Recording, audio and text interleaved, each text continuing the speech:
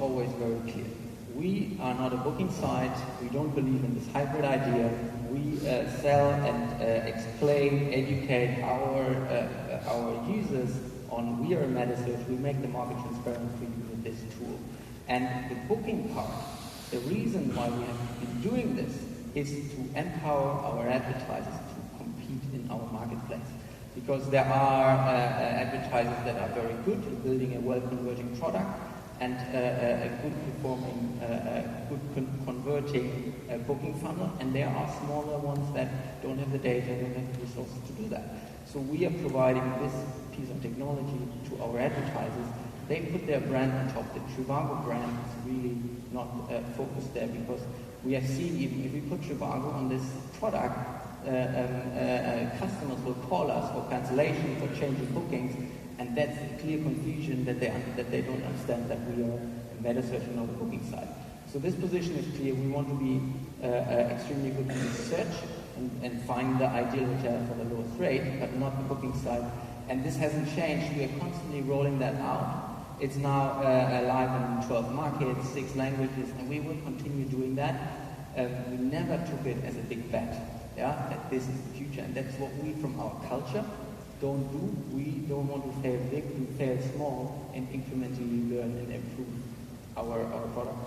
You said something very interesting about kind of the imbalance in marketplaces today. There's been a lot of discussion, here actually. Of course, the biggest one is, I guess, within the world of search and Google, and there are a few players that seem to be able to crowd out the rest of the market because of their power, their resources, their prowess, and that. How do you empower the smaller hotels, or even for that matter, smaller OTAs, or do you find a lot of imbalance still on Trivago? Yeah, it's one of our biggest investments we are doing. Actually, more than 250 people hired in the last 2 years to focus on this. And I think one part I talked about giving technology that gives you the performance that is competitive on a conversion level. The second one is we give bidding technology, because two main problems. One is conversion. You cannot compete on Google, you cannot compete on Trivago, you cannot compete on any other search if you don't have a good conversion. And then being extremely smart and good in which hotel do I place which bid. So how much do I pay for which hotel in our auction, in other search sites auction, and that is very important. And we provide technology on the booking side, we provide technology on the bidding side, so tools that advertisers can use to is it having an effect? Like, for example, your family's or your parents' hotel. I mean, how can does your mom call you up and say, hey, Johannes, Booking.com, they keep on beating me. Like, what do I, what do you tell your mom? And it's not my mom that operates that part, so it's still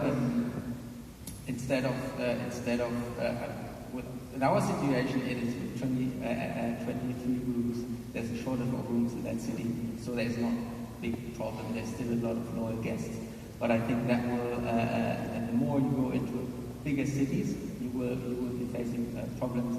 We have invested into the hotel technology company based at Booking, where you even provide technology moving hotels from pen and paper to the digital world. And I think you published the research 2 years ago.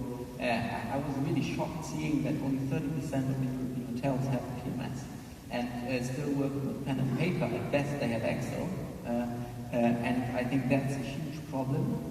And if you see the evolution of online and the drive technology brings in terms of changing the world, they will have a very, very painful time. And a lot of them that don't embrace technology will have to slow down. So you think that technology, though, can be a level? Yes, I think this is the most important part. Technology has to be affordable, has to be simple. I don't give the blame to hotels. It's also the technology industry. The tools are not made for them. The tools are expensive. So it is a lot of problems sit in having access to good technology and competitive technology. Plus, we as marketing channels are too difficult to manage. Yeah? Our expectation to us is we have to be as easy to manage for a hotel as an OTA. So actually you come to Trivago to operate direct marketing for your website. It has to be super simple. You can't expect a hotelier to study for years online marketing, understanding data and reading it. So we try to automate as much as possible so they can, the click of a button, operate successfully in Trivago.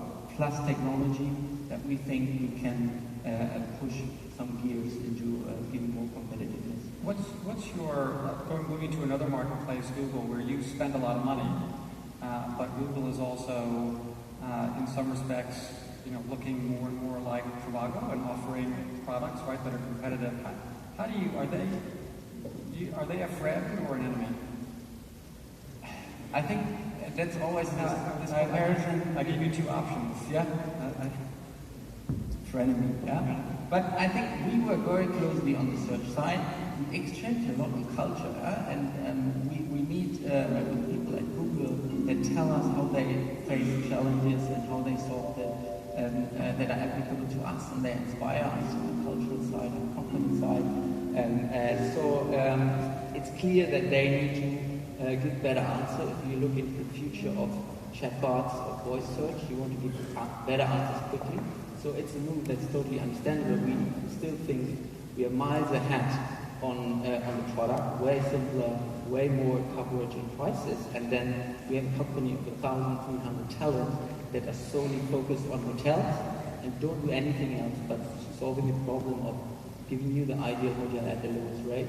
And that's focus plays a lot of plays a big role, where Google has lots of verticals to care about, to work about, lots of devices with maps, search. So there's a lot of complexity in it.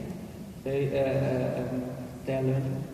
Excited to see where it goes. So then one final question. Who do you guys worry about more, TripAdvisor or Google? Definitely Google. Okay. Ladies and gentlemen, Johannes Thomas.